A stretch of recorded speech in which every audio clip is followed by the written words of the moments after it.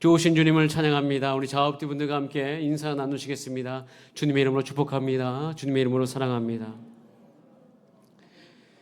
우리 주변을 돌아보면서 한 번 더 인사하겠습니다. 함께해서 너무 감사합니다. 함께해서 너무 감사합니다. 여러분, 저는 여러분들이 다 보입니다. 여러분이 오신 분들도 너무 감사한데 여기 앉아 계셔야 될 분들이 안 보이면 더 마음이 거기로 향하고 있는 제 자신을 늘 주일 예배 때마다 발견합니다. 그럴 때마다 제 마음속에 주께 기도합니다. 주님, 그 마음의 어려움을 주께서 붙잡아 주시고 그 마음을 풀어주셔서 주의 안식 가운데 나올 수 있도록 인도하여 주시옵소서. 우리 영혼의 목자 되신 예수님을 만남으로 말미암아 우리가 이 험악한 세상을 살아가는 동안 주님 승리할 수 있도록 이끌어 주시옵소서. 그런 은혜가 여기 계신 모든 분들 가운데 있기를 간절히 소원합니다. 오늘 읽은 본문으로 내 손에서 빼앗을 자가 없느니라라는 제목으로 하나님의 말씀을 나누겠습니다. 지난주 말씀대로 예수님이 우리의 목자가 되십니다. 저는 예수님이 목자가 되심으로 말미암아 제 인생 가운데 받은 복은 눕게 되는 것이에요. 제가 잘 누울 수가 없었습니다. 누울 수 없는 이유가 일에 대한 욕심이 있어서였습니다. 사실 누울 수 없는 이유가 내가 정말 할 일이 많아서 눕지 못하는 것도 있지만 저의 탐욕 때문에 눕지 못하는 경우가 더 많더라고요. 주님께서 나의 모든 탐욕을 제거해 주시고 제가 누울 수 있도록 인도해 주십니다. 그리고 비로소 누울 수 있을 때 내가 치유받았습니다. 하나님이 창조주이시고 내가 피조물인 것을 알 때 깊은 겸손이 임하게 되고 또 내가 그 안에서 내 문제를 발견하게 되고 주님이 채워주시는 것으로 자족하며 살게 되었던 것이에요. 여러분 인생 속에서 예수 그리스도가 목자 되심이 더욱더 깊이 경험되어지고 누리게 되는 여러분의 풍성한 삶 되시기를 간절히 바랍니다. 저는 그것을 더 깊이 경험하기 위해서 기도했었습니다. 그렇게 기도하던 중에 제가 기도 중에 한 가지 문제를 발견합니다. 그것은 주님의 음성이 구분이 안 되는 거였어요. 내가 주의 뜻을 따라서 살고 싶은데 이게 주님의 뜻인지 나의 생각인지 아니면 내 욕심인지 사단의 음성인지 구분이 안 되는 거예요.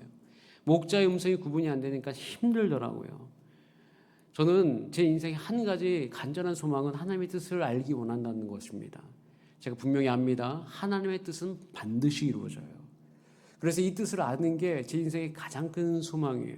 하나님의 뜻은 한 번도 이루어지지 않은 적이 없습니다. 만약 여러분들이 하나님의 뜻이다라고 생각하고 왔는데 왜 안 이루어지지 하면 둘 중에 하나예요. 잘못 분별했던가 아니면 기다려야 될 때이든지 아니면 내 때는 아니더라도 다음 때에 이루어지는 것이든지 이 셋 중에 분명히 하나입니다. 근데 이 세 가지를 지혜가 있어서 분별해 가는 것이 정말 큰 복이더라고요. 어차피 짧은 인생 사는 동안 내 마음속에 내 욕심대로 모든 것이 다 이루어지지 않아요. 그럼 그때는 어떻게 돼요? 내가 자족할 수도 있어야 되고 기다릴 수도 있어야 되고 그리고 이것으로 말미암아 내가 다음 세대 가운데 오히려 내가 유산으로 물려줄 것도 있는 것이에요. 그런데 그것이 주님의 뜻이 분별이 안 되면 어렵습니다. 양이 목자의 음성을 모르면 그 양은요 연약함이 너무 많기 때문에 죽을 수도 있어요. 그런 것과 똑같이 예수님께서 말씀하셨어요. 나는 목자고 너희도 양이라. 저도 양입니다. 저도 사실 이 목회 사역을 감당하는 데 있어서 주님의 목자 되심이 없으면 이것을 감당할 수가 없어요. 저는 제가 목자라고 여기지 않아요. 저는 그냥 제가 여러분들에게 몇 번 얘기했지만 같은 양으로서 양이 아니라면 옆에서 양치 옆에는 항상 개가 있잖아요. 양을 모는 개. 그런 존재로 저는 여기고 있어요. 여러분들을 온전하게 하고 그 목자 되신 예수님을 바라볼 수 있도록 돕는 자인 것이죠. 저도 예수님이 나의 목자가 되셔서 저를 채워주셔야지 이 사역을 감당할 수 있는 것이에요. 양은 반드시 목자의 음성을 들을 수 있어야 됩니다. 양은 목자의 음성을 분별하지 못하면 굉장히 위험해요. 밥을 제때 못 먹습니다. 흩어져 있다가도 집을 못 찾을 수 있어요. 그래서 예수님께서는 굉장히 중요하게 여기신 것이 요한복음 10장 4절에 이렇게 이야기하고 있습니다. 같이 한번 읽어보겠습니다. 시작. 자기 양을 다 내놓은 후에 앞서가면 양들이 그의 음성을 아는 거로 따라오되. 여기서 우리는 한 가지 우리 상태를 봐야 됩니다. 양들이 그의 음성을 아는 거로 따라오되. 그러니까 양들이 그냥 따라오는 게 아니에요. 양들이 따라올 수 있는 이유는 목자의 음성을 알기 때문에 따라가느라고 되어 있어요. 그럼 이것을 묵상하다 보면 거꾸로 이야기하면 양들이 만약에 목자의 음성을 모르면 따라갈 수 있다 없다? 없다. 그래서 이것을 묵상하는데 문득 제 안에 한 가지 질문이 올라오는 거예요. 내가 예수님의 음성을 못 들으면 어떡하지? 한번 따라하겠습니다. 내가 예수님의 음성을 못 들으면 어떡할까? 이 생각은 그런데 다행히 두려움이 아니었어요. 깊은 깨달음이었어요. 양이라면 한 번쯤은 꼭 이 생각을 해야 됩니다. 이 생각을 하는 순간 태양이 비추듯이 제 삶 가운데 깨달음의 빛이 비추기 시작했어요. 왜냐하면 전 마침 그때 하나님의 사랑을 더 깊이 느끼게 해달라고 기도 중이었기 때문이에요. 에베소서 3장 18절 19절에 분명히 약속해 주셨어요. 능히 모든 성도와 함께, 모든 성도 안에 제가 포함되어 있잖아요. 이 모든 성도 안에 여러분 포함되어 있습니다. 여러분이 지식에 넘치는 그리스도의 사랑을 알아야만 된다라고 이야기하는데 어느 정도로 모호하게 아는 게 아니에요. 19절에 보면 그 너비, 길이, 높이, 깊이가 어떠함을 깨달아서 충만하게 되기를 구한다고 되어 있어요. 저는 이 말씀에 의지해서 기도했어요. 주님의 사랑을 내가 깊이 알게 되기를 원하나이다. 그 답답함 속에 있을 때에 생긴 의문이었어요. 내가 예수님의 음성을 못 들으면 어떡하지? 이 느낌은 어떤 느낌이냐면 건강검진을 할 때 최적기에 내 안에 치료할 부분을 찾아낸 느낌이에요. 우연히 건강검진했는데 그걸 놔뒀으면 큰일 날 뻔했는데 그것을 발견해서 그때 치료해가지고 건강해지었더라라는 그때 그 느낌처럼 내 인생에 내가 하나님의 사랑을 이만큼 경험하고 살 수 있는데 내가 예수님의 음성을 못 들으면 어떡하지? 이 생각이 저에게 생명을 주는 생각처럼 그때 제 자신을 진단하고 바뀔 수 있도록 도와주었습니다. 그래서 감사했어요. 그리고 더 궁금해졌어요. 못 들으면 어떡하지라는 이 질문은 그러면 어떻게 하면 주님의 음성, 예수님의 음성을 들을 수 있을까? 근데 그 과정은 굉장히 혹독함이 있습니다. 혹독함이 있다는 걸 알고 저는 다시 기도했어요. 주님, 그 혹독함을 내가 견디게 하여 주시옵소서. 제가 이 기도를 왜 하게 됐냐면 여러분들과 함께 요한복음 강해 때 한번 나눈 것인데요. 여러분이 지금 그런 상태인지를 한번 확인해 보시면서 들으셨으면 좋겠습니다. 양은 어떻게 목자의 음성을 아는가? 양이 처음으로 주인을 만납니다. 그럼 주인은 양을 굶깁니다. 냉정할 수 있는 거잖아요. 한 14시간 이상 굶기고요. 그때 양을 부릅니다. 그럼 그때 반응하잖아요. 그때 먹이를 줍니다. 이것을 반복함으로 주님의 음성을, 목자의 음성을 구분하는 능력이 양에게 생기는 거예요. 그럼 어떻게 보면 이것은 냉정하다고 이야기할 수 있으나 여러분, 우리가 훈련받을 때 냉정함이 어디 있습니까? 군대 가면 굉장히 냉정합니다. 군인이 되기 위해서 가는 그 6주간, 전 6주 군사훈련 받았고 이제 자대 배치될 때 그 전까지 냉정하게 저는 훈련 받았어요. 근데 그것이 이렇게 냉정하게 훈련하세요, 이 말이 나올 수 있습니까? 아니죠. 그러지 않으면 군인이 될 수 없고 그것을 할 수가 없는 거예요. 마찬가지입니다. 우리가 예수 그리스도의 양으로서 이 땅을 살기 위해서는 예수님과 양과 목자의 관계가 형성되지 않으면 안 된다는 거예요. 목자가 다 알고 있었어요. 다윗도 이것을 알았고 예수님도 이것을 알았기 때문에 그렇게 표현한 것이에요. 너희는 양이 되어야 된다. 너희들은 양이다. 정체성이 양이다. 그럼 양이 목자의 음성을 아는 것처럼 너희도 내 음성을 알아야 된다. 그래서 제자들 훈련을 받을 때 가장 중점적으로 다뤘던 것이 제자들이 예수님의 음성을 구분하는 것이었습니다. 양은 여러분들과 함께 나눴듯이 약해요. 두려움에 빠지기 정말 쉽습니다.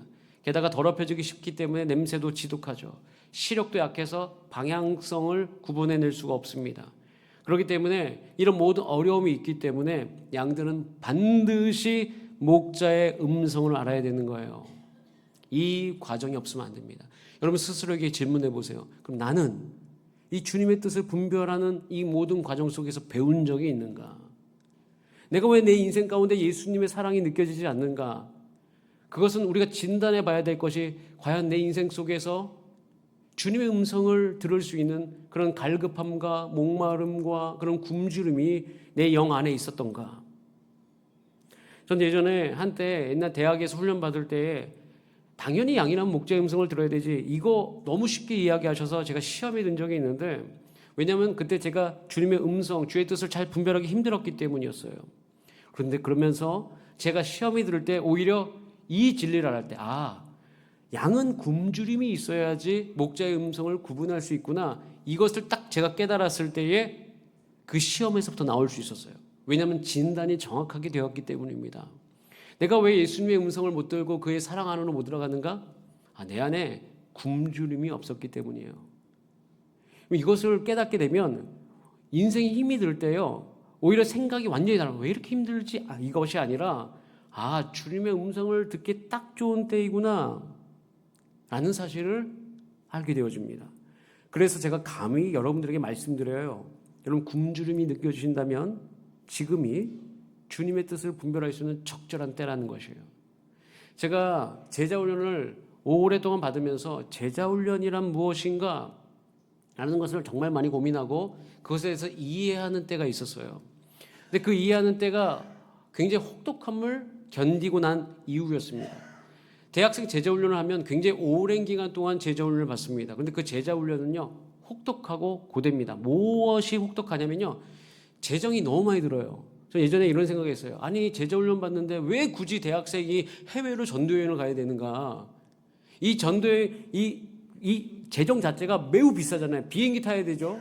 비행기 값은 아무리 못해도 뭐 이집트 가는 친구들이 있었는데 저는 그때 정말 그나마 다행이었던 것이 중국이었기 때문에 비행기 값이 적었어요. 그런데 비행기 값은 비행기 값이고 또 무슨 문제가 있냐면 한 달 이상을 그곳에서 체류해야 되는데 그 체류비를 내야 되는 거예요. 뭐 거기서 내주는 게 하나도 없어요. 다 대학생들이. 그리고 아르바이트도 하면 안 돼. 뭐 어떻게 하라는 겁니까? 라는 생각이 우리끼리 모여서 그런 이야기를 정말 많이 했어요. 자, 그런데 그것을 오랜 기간 동안 그 훈련을 해왔던 거잖아요. 제가 그때 그걸 다 겪으면서 알게 됐어요. 여러분, 그때 모든 학생들이 엄청 예민해집니다. 무엇에? 주님의 음성에.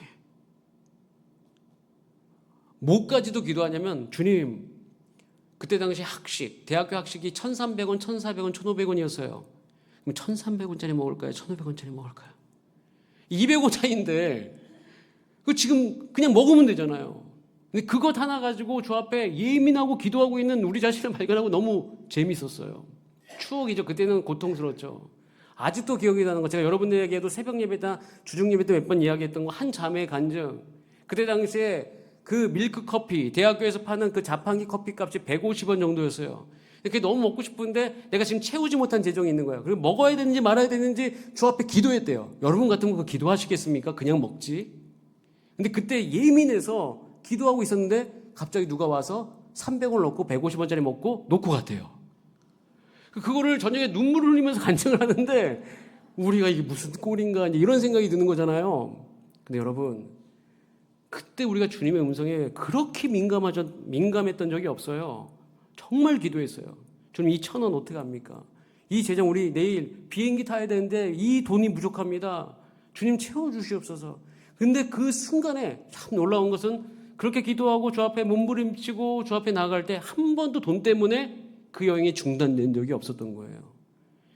그걸 다 경험하면서 하나님께서 이렇게 혹독함으로 우리를 인도하신 이유는 혹독함이 목적이 아니라 매 순간순간마다 무엇이 우리의 온 전 인격이, 온 감각이, 내 육체적 감각이 성경 말씀을 통하여서, 기도를 통하여서 주의 뜻이 무엇인지 분별할 수 있도록 우리를 인도해 주시는 거였어요.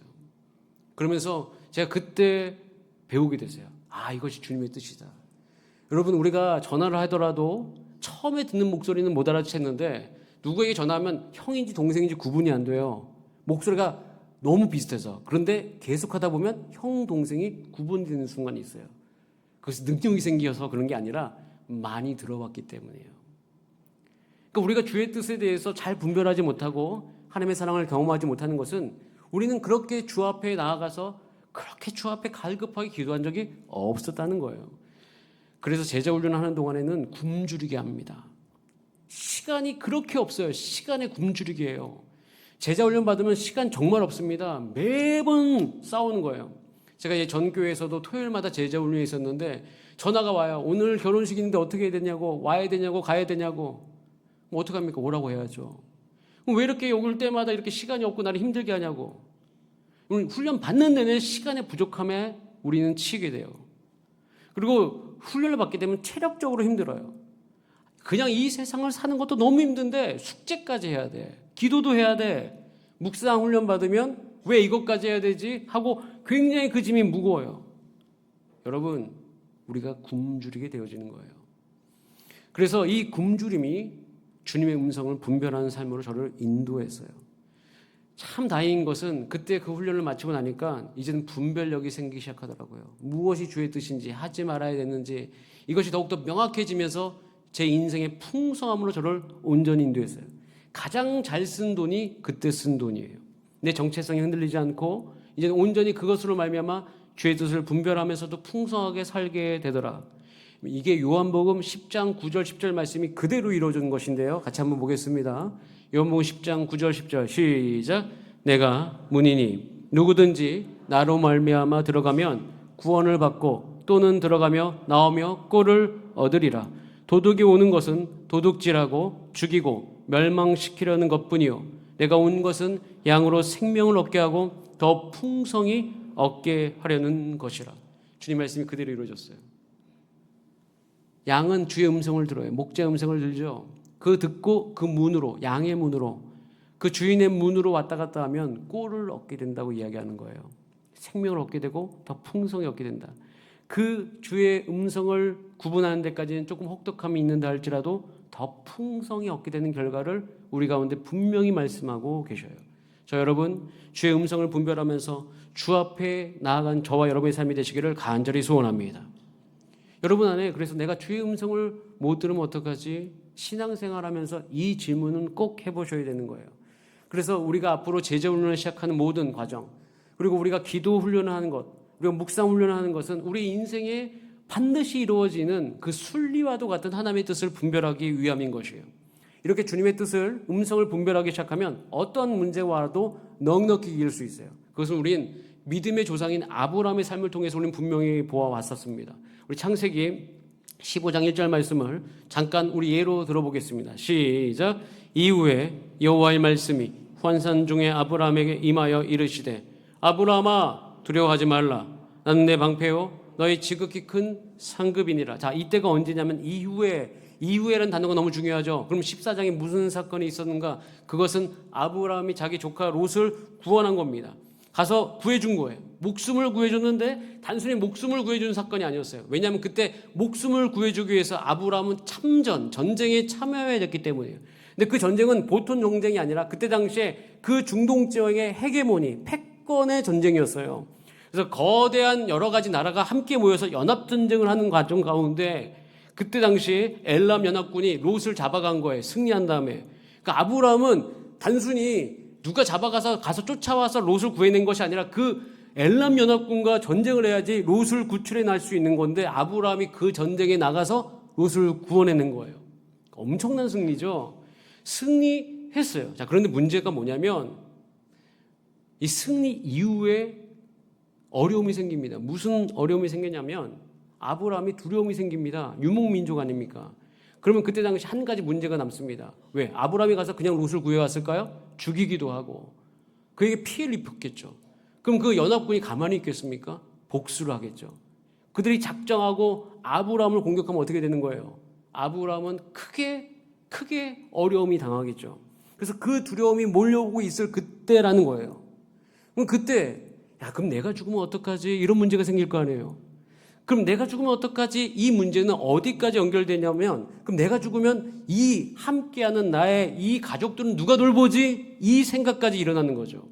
우리가 아무리 하나님께 지금까지 문제를 해결받으면서 이 자리에 왔다고 할지라도 어느 순간 근원적인 문제가 딱 건드려지면 그때 우리는 하나님 앞에서 우리의 두려움이 확 올라올 때가 정말 너무나도 많이 있어요.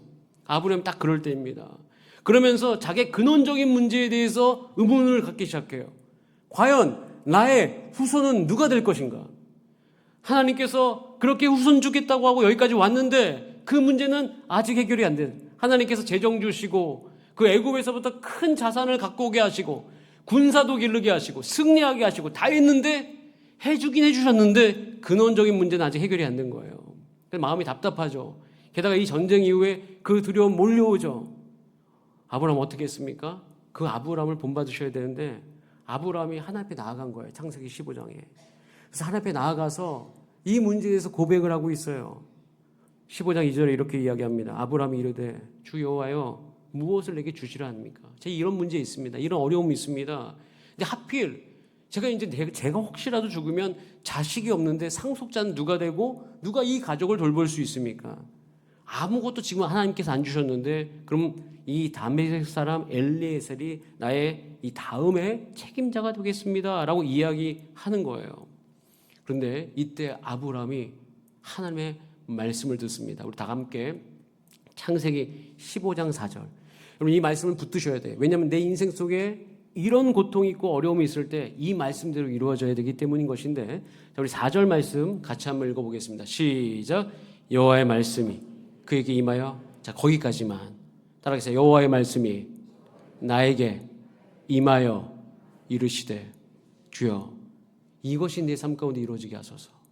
이 아브라함에게 주셨던 이 은혜가 이 아브라함의 은혜가 아니라 나의 은혜 되게 하여 주시옵소서. 우리가 왜 기도해야 될 이유가 여기 있는 거예요. 여호와의 말씀이 그에게 임하여 이르시되 하면서 아브라함이 깜짝 놀랄 만한 것을 분별해냅니다. 더 읽어보겠습니다. 시작. 그 사람이 내 상속자가 아니라 내 몸에서 날짜가 내 상속자가 되리라 하시고, 그리고 아브라함이 더 기다립니다. 여러분 이것이 분별이 안 되면 아브라함이 가서 사라하고 나눌 수 있습니까? 못 나누죠. 이것이 분별이 됐기 때문에, 이것이 주의 뜻인지 확실하게 알았기 때문에 나눌 수 있었던 것이에요. 물론 이것으로 말미암아 이 창세기 16장에 살해의 어려움이 있었지만 잘 극복해서 결국 어디까지 이르게 돼요? 이삭을 낳고 이삭을 바치는 때까지 갈 수 있었던 것이에요. 여기서 하나님의 뜻이 온전히 분별되고 난 다음에 그 인생 속에 더 이상 한 가지 말이 사라집니다. 하나님이 안 주셔서 그렇습니다라는 마음, 이 말이에요. 아브라함은 속상함도 있고 혼란도 있고 잘못의 선택을 할 뻔한 순간이 있었지만 하나님의 뜻을 분별했던 것이에요. 찾아오신 하나님을 만났습니다. 그리고 이 이후에 아브라함은 창세기 15장은 놀라운 장인데 이때 미래를 하나님께서 알려주십니다. 너희가 애굽으로 갈 것이다. 그런데 애굽이 너희가 갈 곳은 아니다. 거기서 400년 동안 있을 거고 4대가 지난 다음에 다시 이 땅으로 돌아오리라. 이 말을 주시고, 이 말은 야곱과 요셉의 소망이 되면서 창세기가 끝이 나죠. 확실하게 주의 뜻을 분별할 수 있도록 인도해 주셨어요. 근데 여러분, 저는 우리가 주사랑교회 다니시면서 하나님 여러분 섬기면서 여러분의 꿈이 그냥 어떤 성도 그 이상이면 좋겠는데, 저는 한 가지 분명히 여러분 가운데 나누고 싶은 것은, 따라할까요? 성경을 내가 경험하리라. 여러분 이것이 너무 놀라운 소망이 되어야 돼요. 이 아브라함에게 임했던 이 은혜는 하나님께서 아브라함에게 주시기 위해서 우리 가운데 읽게 하신 것이 아니라 여러분에게 주시기 위해서 지금 읽게 하시는 거예요. 그렇기 때문에 우리는 기도하셔야 됩니다. 이 소망을 오늘 듣고 반응한 분들마다 하나님의 풍성한 은혜를 누리게 될 것을 기대합니다. 기도하셔야 돼요. 그래서 이때 우리는 어떻게 기도해야 되는가? 하나님의 말씀은 반드시 이루어지니 지금 내 인생 속에 분별력을 내가 기를 수 있도록 주님 인도하여 주시옵소서. 그러면서 이것에 대해서 우리 한 가지를 알게 돼요. 우리가 마태복음을 오게 되면 예수님의 제자들이 있습니다. 예수님의 제자들이 주의 음성을 듣는데 그때가 언제인지 한번 볼까요? 자, 마태복음 14장 26절. 아브라함과 비슷한 부분이 있어요. 같이 한번 읽어보겠습니다. 시작. 제자들이 그가 바다 위로 걸어오심을 보고 놀라 유령이라 하며 무서워하며 소리 지르거든. 여러분 제자들이 지금 힘들어요. 왜냐하면 예수님이 우선 건너가라고 하셨는데 예수님은 기도하다가 안 오셨거든요. 안 왔는데 폭풍 만나가지고 밤 사경 새벽 3시에서 6시까지 아무리 짧아도 5시간, 6시간, 7시간 이상 그 폭풍 속에서 전문가라고 여기는 그 어부들이 힘들게 파도 속에 고통당하고 있었어요. 근데 이때가 언제예요? 오병이어 사건 이후예요. 그렇게 놀라운 사건을 경험한 이후에 또 다른 어려움 속으로 들어간 그때에 베드로는 정신이 없죠. 정신이 없는데 예수님께서 드디어 걸어오시네요. 밤 사경에. 그러면서 그때 베드로가 예수님을 부른 거예요. 유령인 줄 알았죠. 큰일 났다 하고 있는데 이 장면을 생각하세요. 우리 인생 속에서도 굶주림이 느낄 때가 있어요. 제가 큰 하나님의 응답 다음에 저는 긴장하는 경우가 있어요. 왜냐하면 그 이후에 또 다른 문제가 다가오더라고요. 근데 그때마다 제가 이 장면이 떠올라요. 아, 예수님께서 다가오고 계신다. 나는 큰 은혜를 경험하고 나고 큰 문제가 해결되고 난 다음에 제가 굉장히 신경 쓰는 건 주의 뜻을 분별하는 거예요. 작년에 예를 들어서 수련회가 끝났어요. 수련회 끝난 다음에 주의 뜻을 분별하는 게 너무 중요해요. 왜냐하면 그러지 못하면 우리는 큰 어려움 속에 갈 수가 있거든요. 예수님께서 이거를 경험하게 하십니다. 오병이어 이후에 밤사경 그들의 모든 진을 다 빼시고 그때 짠 나타나셔요. 나타나시면서 27절에 이렇게 이야기하시죠. 저는 가끔씩 이걸 보면서 옛날에는 좀 재미로 예수님 정말 왜 이때 나타나시나 꼭 이렇게 하셔야만 되나? 라는 생각을 한 적이 있어요. 근데 우리 인생살이 속에 그런 경우가 너무 많아요. 27절에 그렇게 어려워하고 있을 그때 예수님께서 이야기하십니다. 예수께서 그나마 저에게 위로를 27절 말씀 한번 띄워줘 보세요. 위로를 줬던 단어가 마태복음 14장 27 즉시에 즉시. 예수님도 같이 고통 속에 있었구나, 의도가 있으시구나라는 것을 그 즉시라는 단어에서 알게 됐죠. 예수님께서 기다렸다는 듯이, 예수님도 그 제자들이 너무 힘든 것을 같이 마음 아파하셨듯이 즉시라고 이야기하면서 난이 두려워하지 말아라. 그러면서 그때 베드로가 이렇게 이야기하는데 이 은혜가 우리 가운데 있어야 돼. 베드로가 대답하여 이르되 주여 만일 주님이시거든 나를 명하사 무리로 오게 하소서. 이렇게 기도가 터질 때가 있어요. 우리가 기도하다 보면 나도 모르게 믿음의 기도, 이게 무슨 내가 왜 나를 위해서 이렇게 기도하고 있지, 이런 순간이 와요. 근데 그때 예수님의 음성이 명확하게 들리기 시작해요. 자, 29절 말씀 같이 한번 읽어보겠습니다. 29절 시작. 오라 하시니 베드로가 배에서 내려 물 위로 걸어서 예수께로 가되. 여러분, 이게 만약에 오라 하시니가 예수님의 음성이 아니라 베드로의 환청이었다면 어땠을까요?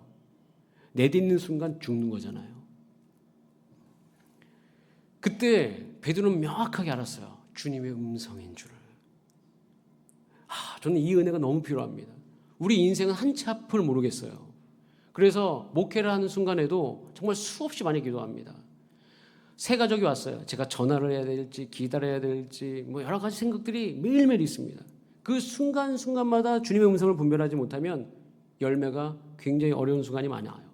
내 인생 속에 자녀를 대할 때도 내가 지금 혼을 내야 될지 참아야 될지 밥을 사줘야 될 때인지 기도해야 될 때인지 분별이 안 될 때가 있어요. 그럴 때마다 저는 이 장면을 생각합니다. 주님, 내 인생 속에서 지금 이 혹독한 가운데 내가 주님만을 갈망하오니 주님, 나의 인생 속에서 오셔서 주님의 뜻이 무엇인지 분별할 수 있는 은혜를 허락하여 주시옵소서. 이것이 필요한 거예요. 우리 잠깐 영상 하나 볼게요. 1분 30초짜리인데 재미있는 영상입니다. 자, 양은 목자의 음성을 알아듣는가? 자, 한번 보세요. 음성을 많이 크게 해주셔야 됩니다. 낯선 사람 목소리 첫 번째. 반응이 있어요, 없어요? 없습니다. 거들떠보지도 않죠. 제가 옛날에 이 장면을 똑같은 장면 아닌데 본 적이 있거든요. 신기하더라고요. 두 번째 낯선 사람.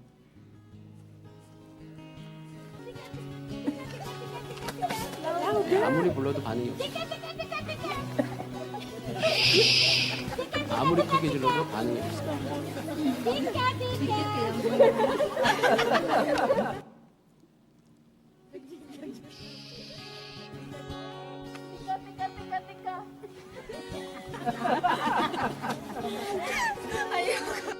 자, 근데 목자가 이야기하면 어떻게 되는지 한번 보세요. 고개를 들기 시작합니다. 크게도 이야기 안 했어요.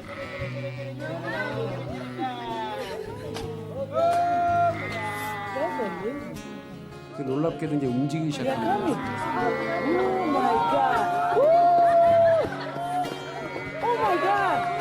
몰려요.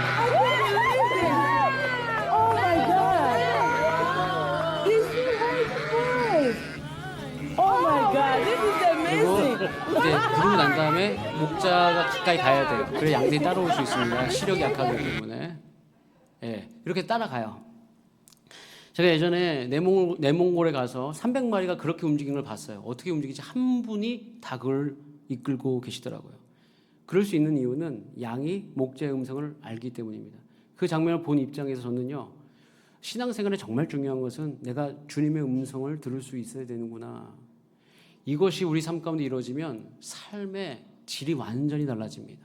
우리 인생의 열매가 완전히 달라져요.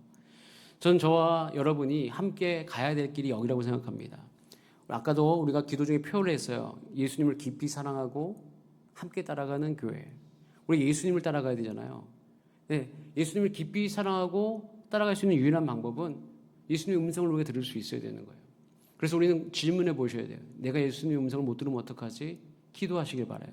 그럼 기도하시다 보면 여러분 마음속에서 한 가지, 내가 훈련받아야 되는구나. 내 갈급함과 굶주림이 내 안에 있어야 되는구나. 이런 영적인 갈망이 생깁니다. 그것을 향해서 성경은 심령이 가난한 자가 복이 있다고 이야기하는 거예요. 그래서 우리의 신앙생활의 목표가 심령이 가난함에 있을 때가 있습니다. 그럼 교회는 생명력이 있어야 돼요. 그 생명력은 어디로부터 나오는가? 내 심령이 가난함을 사모하기 시작할 때입니다. 그때 여러분의 인생의 모든 것이 새롭게 되기 시작해요. 여러분, 이 사순절 기간에 여러분이 사모하셔야 될 것이 이것이에요. 나의 심령이 가난하게 하여 주시고 목자 한 분의 음성을 듣기 위하여서 주 앞에 나아가는 나의 삶이 될 수 있도록 인도하여 주시옵소서. 그리고 내게 은혜를 베풀어 주셔서 아브라함에게 주셨던 그 은혜를 내게도 허락하여 주시옵소서. 그렇게 함께 기도하는 저와 여러분이 되기를 간절히 소원합니다. 우리 같이 찬양하고 기도합시다. 자, 그래서 여러분 상상하셔야 됩니다. 나는 예수님의 음성을 잘 듣고 있는가? 자, 그래서 우리가 이 찬양을 불러야 되는 거예요. 제가 문득 이 찬양이 생각이 났어요. 그래서 이 찬양을